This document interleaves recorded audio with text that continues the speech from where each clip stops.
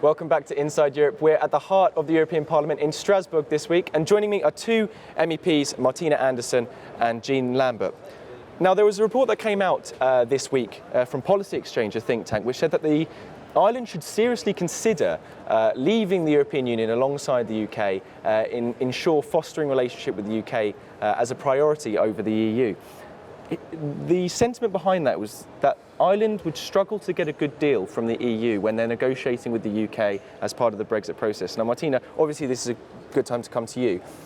What's your reaction to this document? This is by Ray Bassett, who's a former diplomat, Irish diplomat. Yeah, and I know Ray, but it's absolutely incomprehensible that you would have part of Ireland in the EU and part of Ireland out of the EU.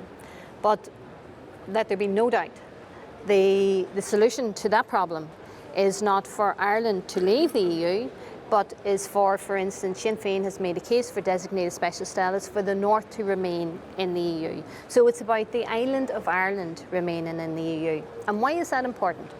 This Parliament, 516 MEPs, voted to preserve the Good Friday Agreement in all of its parts.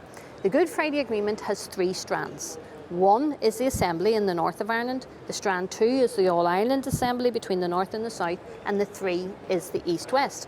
So we have an Assembly, for instance, that has to have its laws predicated on conformity with EU laws. So if you were to have a situation where the south of Ireland, for instance, was to join Britain, as what it's saying in Irexit, the EU, well, you know, we would have a situation, as we are currently facing at the moment, that the Assembly, the Good Friday Agreement, would have to be altered, rewritten, reworked. That is a no-go area. But we are not going to shackle ourselves to Britain or have a dependency of the 26 counties on Britain, because it's a throwback to the empire. This notion that Ireland, the south of Ireland, should leave is a colonial imperialist mentality, and it's a no-go area. Just like we're not going to tamper with the Good Friday Agreement, we certainly aren't going to advocate that the south of Ireland joins in some way what Britain has done in exiting the EU. I mean, imperialist, you know, that you're saying it's sort of there's an ideological slant to this, but purely in practical terms. In practical terms, you could resolve the issues to do with the border, to do with the customs union. You could resolve issues to do with the trade, because obviously an enormous amount of trade happens between Ireland and the UK. In practical terms, almost there is, you know, put the ideology of pro-European aside, it is a reasonable argument to suggest it would actually be beneficial for Ireland. I'm not wanting to actually give the impression that this is only an ideological argument, important as that is. The south of Ireland's greatest market is the EU 27. It's 17% of its exports go to Britain, 17% of imports come from Britain. But the lion's share of its exports goes to EU 27, and after that to America and to the rest of the world. It's absolutely foolish to say to the Irish economy and to the people of Ireland that it should turn its back on 500 million customers, potential customers in the EU, to take on 60 in Britain. So in practical terms, it doesn't make sense economically, it doesn't make sense politically, it doesn't make sense socially, and what we would have to do would be tear up the Good Friday Agreement, a peace agreement that is lodged at the United Nations, that dragged us and took us out of a conflict, and as someone who served 13 and a half years in jail and knows exactly what conflict is like, wars are terrible things, but it's how we get out of them. So we have got a Good Friday Agreement, which wasn't a Republican document, and we have said what we need to do is build upon the peace and reconciliation, not in any way to suggest that we should follow that logic of we should leave the EU too. Okay, well, Jean, I mean, obviously as a Green Party member, pro-European, this is something which, again, is abhorrent to you as well. I mean, what's the benefit of do you think, this kind of think tank? Surely, even in this Brexit process, all options should be on the table in terms of what Ireland should do, in terms of what the UK should do with regards to Brexit. I don't mind putting options on the table, but then people also then have to be prepared to have those options, as it were, taken off the table at some point. And I think that's the case with this. I mean, I can understand why for the UK it might look logical, because you know, there's this feeling in the UK that, oh well, you know, we have this special relationship with the Republic of Ireland, which of course we do. The whole of the history is about that. But you know, somehow that we're inextricably joined in our political futures, I think is something which actually denies independence. It denies an independence of thought, it denies an independence of choice, actually, for people in Ireland. So I think that this is, to some extent, it's a distraction. It's trying to find other ways, for the UK to find other friends. And actually on this, from what we've been hearing from the Republic, people are absolutely crystal clear. They do not want to be following the UK out on this. In fact, the whole point of the UK sort of voting to leave has been something really potentially devastating for them, because they understand what it will do economically. But I haven't really heard people saying, well, if you're going, we're going too. No, it's you're going, sort this mess out for us so that we don't suffer.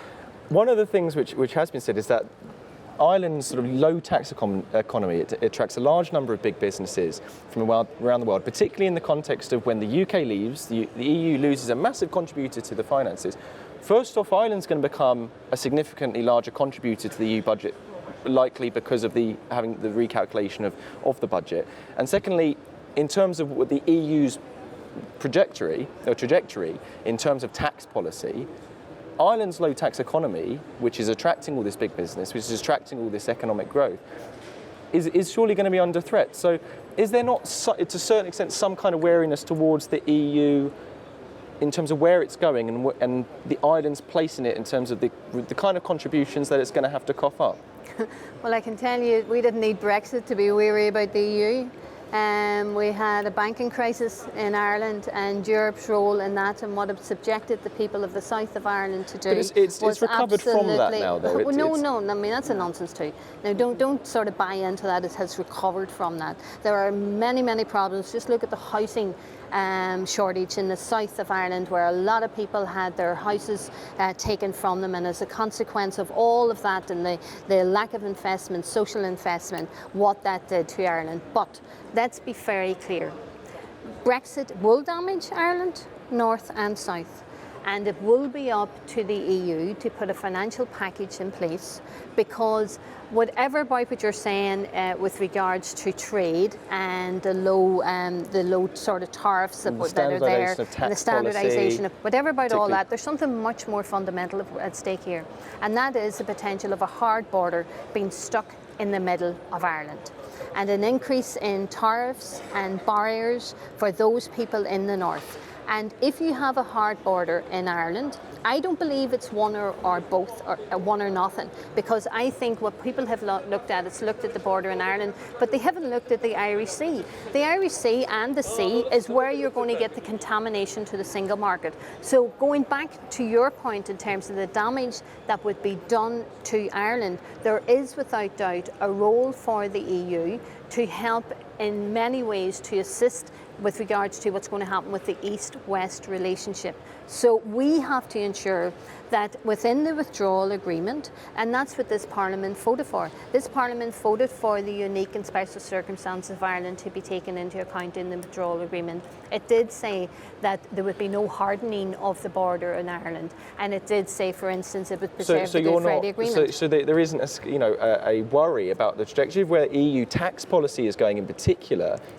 Particularly in the structure of Ireland's policy, which is low tax, encouraging big businesses, there is no concern there, and therefore no inclination towards following outside the EU. Look, Sinn Féin has been critically engaging with the EU. We have been crucially concerned with regards to even the report that we're currently working on at the moment, and this Parliament is focusing on, when we look what has happened to, for instance, the suggestion that some of the multinational companies would only have to report in 40 million was the threshold that was set, but then they have raised it to the scandalous figure of somewhere in the region of 750 million for country-to-country reporting. So of course we have got major concerns, and that's why I refer you to my earlier comment. We've had concerns about the EU well before Brexit. The EU needs to change its direction of travel, and that is why as Sinn Féin we've been critically engaging with the EU. Okay. We will support what is good, but we will flag up and identify what is bad and work with others, progressives in this Parliament, to change all of that. Okay, Martina and Jean, thank you very much for coming on.